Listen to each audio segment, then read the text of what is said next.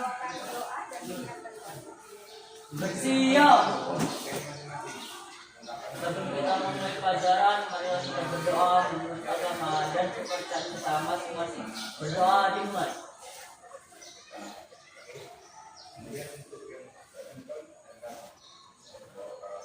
Doa selesai.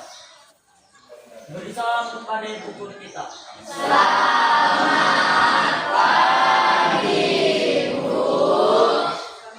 semuanya. Gimana kabarnya anak ibu?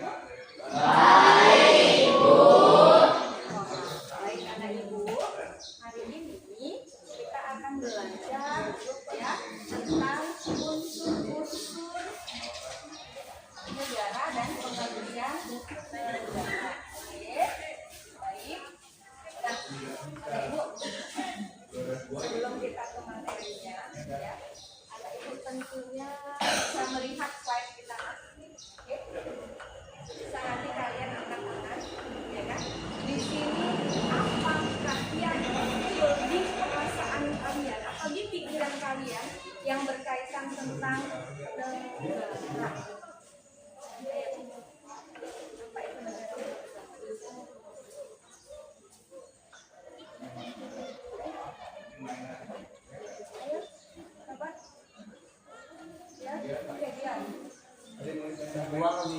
Sebuah wilayah yang memiliki rakyat dan juga wilayah dan juga memiliki pemerintahan berdaulat.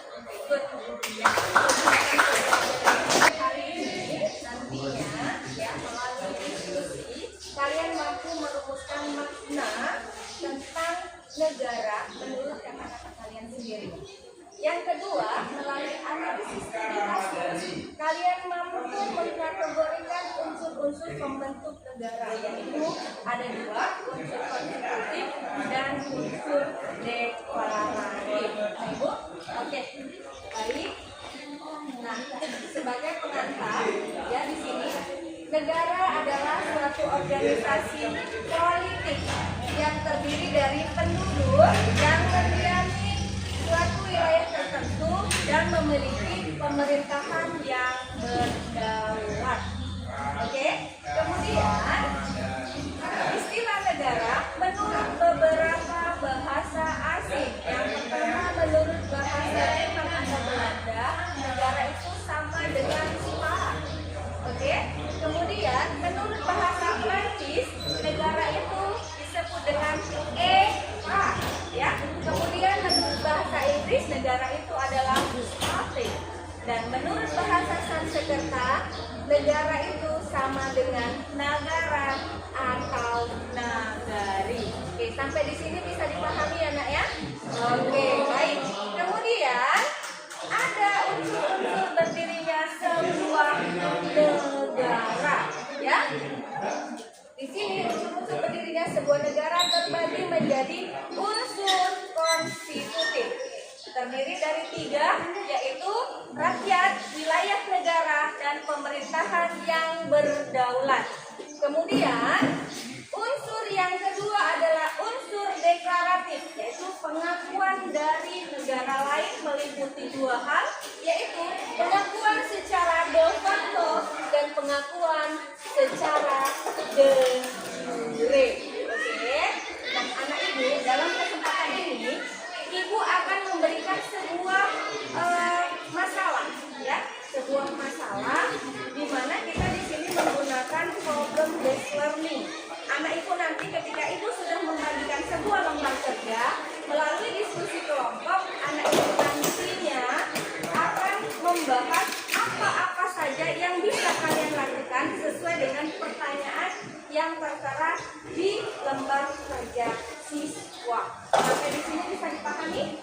Hari ini kalian menjadi seorang pemikir yang mempunyai solusi-solusi yang sangat luar biasa, ya, untuk masalah yang dihadapi. Oke, tapi sebelumnya ayo kita saksikan video sebagai pertanyaan. Oke. Bernama Si Padan dari Gitar. Kisahnya berawal dari warisan masa penjajahan saat Belanda dan Inggris membagi wilayah tanpa batas yang jelas. Awalnya, dua pulau ini tak pernah diperdebatkan jelas. Belanda menguasai Kalimantan, Inggris pegang sabar. Tapi soal Sipadan Legitan tidak ada batas resmi. Tahun 2002, Mahkamah Internasional memutuskan Sipadan dan Legitan jatuh ke Malaysia. Alasannya sederhana, karena mereka lebih hadir. Malaysia terbukti aktif membangun mercusuar, menjaga habitat penyu, dan mengelola pulau. Sementara Indonesia terlambat menunjukkan bukti nyata. Dari sinilah kita belajar. Dalam sengketa batas negara, bukan hanya kata yang bicara, tapi siapa yang benar-benar merawat wilayahnya. Sipadan dan Legitan bukan sekadar pulau hilang, tapi pengingat bahwa kedaulatan harus dijaga dengan tindakan, bukan sekadar klaim. Kalian sudah menyaksikan sebuah video yang akan membawa kalian untuk nanti mengerjakan ya tentang kebersihan ini. Tetapi sebelum itu, coba setelah kalian menyaksikan video tadi, kira-kira ya, nih ada sebuah pertanyaan, oke? Jika anak-anak ibu pergi ke pulau kosong dan menancapkan bendera sendiri serta menangkan diri sendiri jadi raja, apakah pulau ini sudah sah disebut sebagai sebuah negara? Kenapa? Siapa yang silahkan dia. Pulau tersebut belum bisa disebut sebagai negara karena ia memang memiliki wilayah, tetapi ia tidak memiliki rakyat, pemerintah yang berdaulat, bahkan ia belum mendapatkan pengakuan dari negara lain. Jadi pulau tersebut belum bisa disebut sebagai negara. Itu jawabannya. Silahkan anak ibu. Itu belum sah disebut sebuah negara karena menurut konvensi Montevideo tahun 1933 syarat tersebut ada yang bersifat mutlak atau disebut konstitutif dan ada unsur tambahan atau syarat deklaratif. Syarat konstitutif merupakan syarat negara yang mutlak harus ada. Sesuai kenyataan atau faktanya, negara itu memiliki wilayah, rakyat, dan pemerintahan yang berdaulat. Sedangkan syarat deklaratif atau unsur tambahan adalah adanya pengakuan dari negara lain. Bagus, bagus sekali jawaban saya. Sekarang kita akan mengadakan diskusi kelompok di mana anak-anak ibu ya, setiap kelompok nanti akan ibu berikan sebuah pertanyaan yang berupa masalah. Maka kalian di situ nanti secara diskusi berkelompok membuat solusi dari permasalahan yang ada ya anak ibu ya. Oke, baik. Untuk di situ ada ya tugas kelompoknya, nanti kelompok 1 mengerjakan tugas 1, kelompok 2 mengerjakan tugas 2, dan kelompok 3 mengerjakan tugas 3 dan selanjutnya. Gitu ya anak ibu ya. Nanti dibaca dulu bagaimana petunjuknya. Kalau kira-kira mau ditanya silakan, tapi kalau tidak silakan kalian berdiskusi di dalam kelompok ya. Oke. Ini untuk kelompok 1, lihat. Ini untuk kelompok 2. Oke. Ini untuk kelompok 3.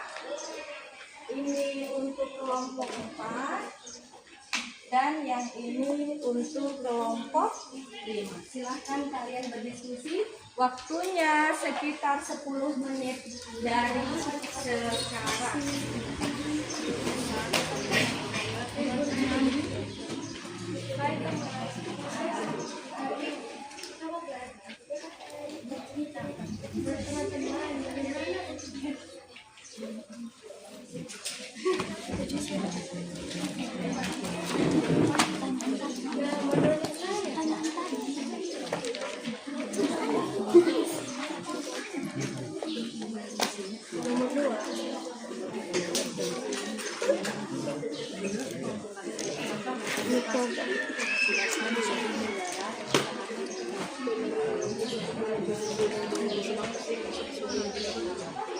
Kembali kalian berdiskusi, ibu akan menilai ya masing-masing dari kalian bagaimana kalian itu bekerja di dalam kelompok, ya kan? Sikap kalian, kolaborasi kalian di dalam kelompok akan ibu nilai sekarang ya. Silakan untuk berdiskusi.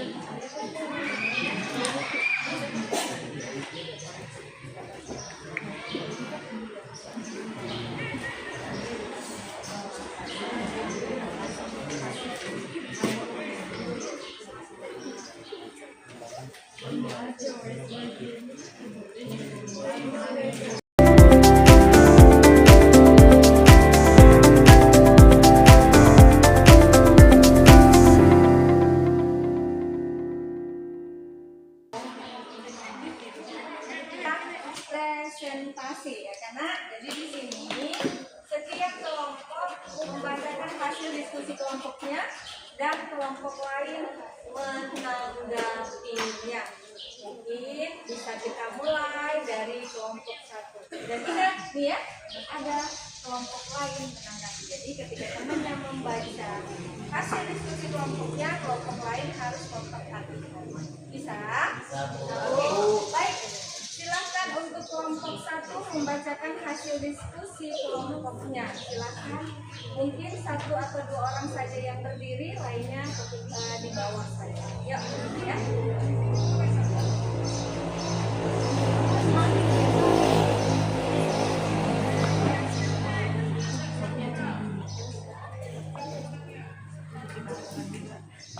Assalamualaikum warahmatullahi wabarakatuh. Waalaikumsalam warahmatullahi wabarakatuh. Selamat pagi teman-teman. Pagi. Kami ini ingin mempresentasikan hasil kerja diskusi kami yang akan dibawakan oleh Nino. Di sini ada satu pertanyaan, yaitu berdasarkan skenario di atas, analisis unsur pembentuk negara apa saja yang sudah mereka miliki. Cocokkan dengan konsep unsur konstitutif. Berdasarkan Konvensi Montevideo 1933, Republik Pasifik saat ini telah memenuhi 3 unsur konstitutif pembentuk negara. Berikut adalah unsur-unsur tersebut beserta bukti pemenuhannya. Rakyat atau penduduk yang menetap. Terdapat 5.000 orang turis yang kini telah menetap dan tinggal secara permanen di pulau tersebut. Wilayah. Mereka memiliki daratan fisik yang nyata, yakini sebuah pulau raksasa baru di tengah Samudra Pasifik yang terbentuk akibat letusan gunung bawah laut, dan pemerintah yang berdaulat. Masyarakat di pulau tersebut telah memiliki tatanan sosial awal yang mengatur kehidupan warganya. Hal ini dibuktikan dengan ditunjukkan Kapten Budi sebagai pemimpin. Keberhasilan mereka membangun rumah serta berjalannya sistem pembagian tugas. Demikian presentasi kami. Apakah ada pertanyaan? Berdasarkan syarat berdirinya sebuah negara menurut Konvensi Montevideo Rahasia mungkin bisa berdiri kan? Dengan suara yang kuat ya, biar lihat lainnya juga dengar. Berdasarkan syarat berdirinya sebuah negara menurut Konvensi Montevideo 1933, apa saja unsur konstitutif atau unsur mutlak yang telah berhasil dipenuhi oleh Republik Pasifik dan bagaimana bukti nyata kebenarannya? Mereka sudah memiliki 3 unsur konstitutif, yaitu rakyat, sudah terpenuhi. Terdapat 5 orang turis yang kini telah menetap secara permanen di pulau tersebut. Dan wilayah, sudah terpenuhi juga. Mereka memiliki wilayah fisik yang nyata, yaitu pulau raksasa baru yang terbentuk akibat letusan gunung bawah laut di tengah Samudra Pasifik. Pemerintah yang berdaulat, sudah terpenuhi secara dasar. Mereka telah menunjukkan Kapten Budi sebagai pemimpin, berhasil membangun rumah, dan memiliki sistem pembagian tugas. Ini menunjukkan adanya tatanan sosial dan pemerintah awal yang mengatur kehidupan warganya.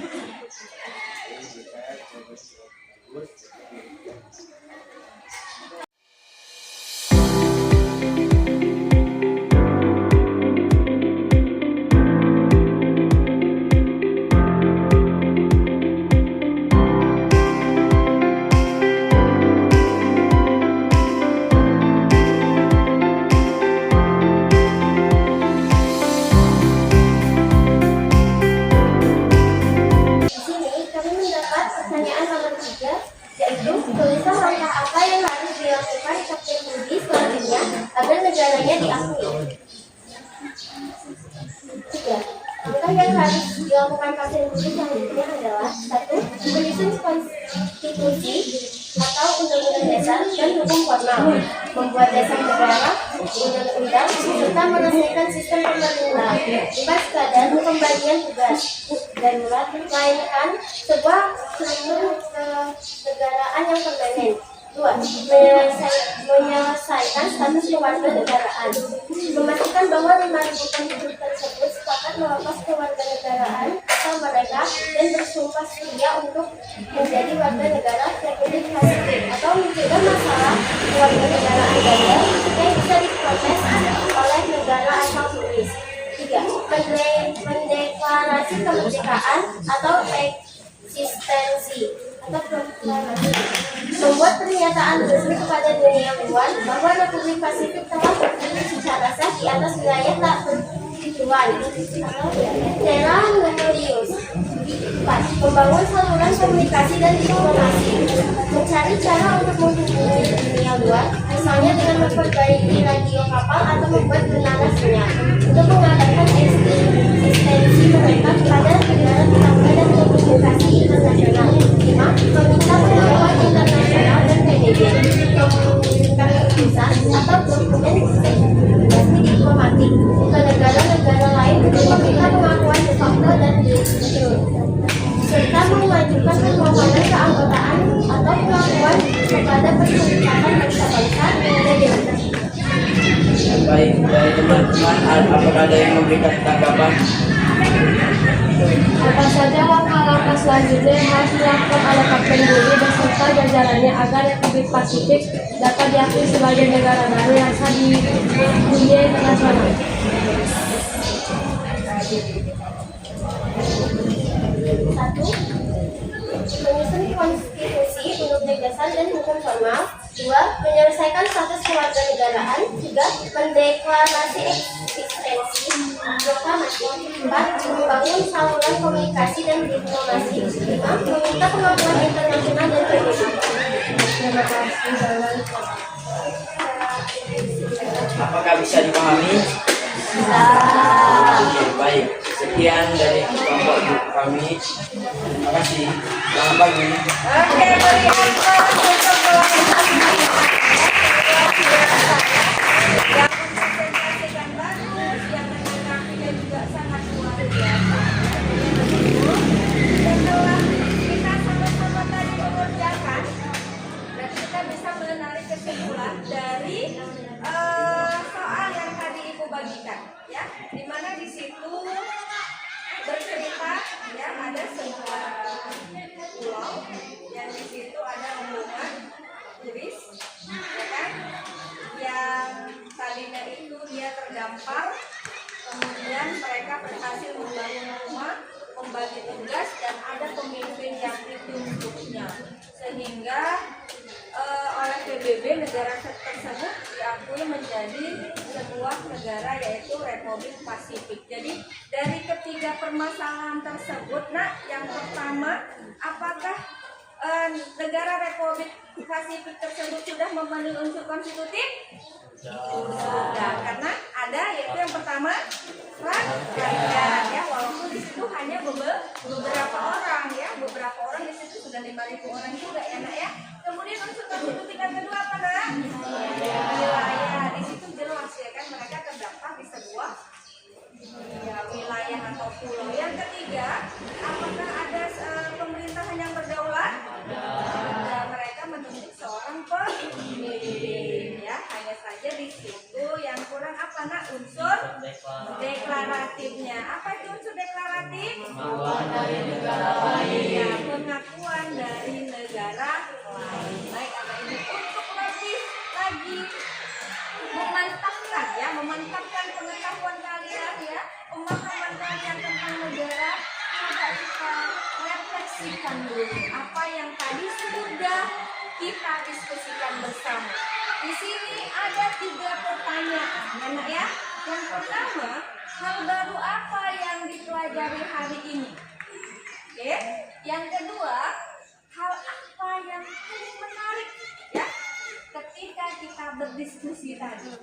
Dan yang ketiga, ya, setelah tahu sulitnya mendirikan sebuah negara, bagaimana perasaanmu, sebagai seorang warga negara Indonesia yang merdeka dan sudah utuh. Coba kita refleksikan bersama. Kira-kira anak ibu ada nggak yang mau yuk menyumbangkan ide ini bu, atau pemikiran saya ini bu, yuk angkat tangannya, silakan. Dion lagi, silakan Dion, mau yang mana dijawab nak? Saya menjawab bagian nomor 1. Nomor 1, apa itu? Coba berdiri Dion. Nomor 1 menanyakan hal baru apa yang dipelajari hari ini. Kita jadi mengetahui bagaimana sebuah pulau benar-benar bisa disebut menjadi sebuah negara, dan seberapa sulit pulau tersebut bisa menjadi negara. Jadi hal baru yang kita pelajari adalah kita mengetahui unsur-unsur sebuah negara. Oke, sangat luar biasa ya. Luar biasa. Oke, ada lagi yang mau pertama kali atau ada lagi nomor 2 atau nomor 3? Silakan anak ibu. Oke, saya kira silakan, mau nomor berapa nak? Oh, nomor 2 silakan saya kira. Hal yang paling menarik dari diskusi tadi adalah kita dapat mengetahui bahwa PBB atau Perserikatan Bangsa-Bangsa dapat mengakui Republik Pasifik sebagai negara baru, tetapi belum bisa diakui sebagai negara yang sah karena belum ada pengakuan dari negara lain. Oke, it's good ya. Kasih lagi idenya. Oke, baik. Sudah 1 terjawab, 2 terjawab, yang ketiga sekarang. Yuk, siapa? Oke, Rasya, silakan Rasya. Bagaimana perasaanmu sekarang sebagai warga dari negara Indonesia yang sudah merdeka? Saya semakin bangga menjadi warga negara Indonesia, karena saya sangat menghormati betapa perjuangan pemimpin Indonesia dahulu untuk memperjuangkan Indonesia merdeka Indonesia. Good ya. Oke, kedua ya saya. Jadi apa yang Rasya tadi katakan? Bagaimana perasaannya? Kita harus bangga menjadi warga negara Indonesia, di mana dulu para pahlawan kita merebut kemerdekaan ini dengan segala ya daya upaya, baik berkorban, baik itu materi dan jiwa raga. Jadi pembelajaran kita hari ini yang pertama ya, kita harus mengembangkan rasa syukur dan bangga yang besar. Bagaimana caranya? Timbulnya rasa syukur karena lahir dan hidup di masa ini di mana negara sudah merdeka, utuh dan berdaulat, sehingga tidak perlu lagi merasakan penderitaan fisik dan perang seperti masa penjajahan. Jadi sekarang tugas kita adalah mempertahankan kemerdekaan. Dengan apa nak? Belajar dengan baik. Kemudian kita akan memberikan penghargaan yang setinggi-tingginya kepada yang pahlawan kita, karena hasil pengorbanan mereka kita bisa meraih kemerdekaan. Kemudian ya, kita harus memiliki kesadaran dan tanggung jawab penuh. Untuk apa? Karena ya, sebagai warga negara ada tanggung jawab untuk mengisi kemerdekaan dengan hal-hal positif, dengan karya yang baik dan prestasi yang luar biasa. Dan terakhir anak ibu, kita harus menjaga komitmen persatuan. Apa itu? Bahwa sebagai warga negara Indonesia kita harus memiliki rasa nasionalisme yang tinggi. Baik anak ibu. Nah sekarang karena tadi kita sudah mempelajari tentang unsur-unsur berdirinya sebuah negara, pengertian negara,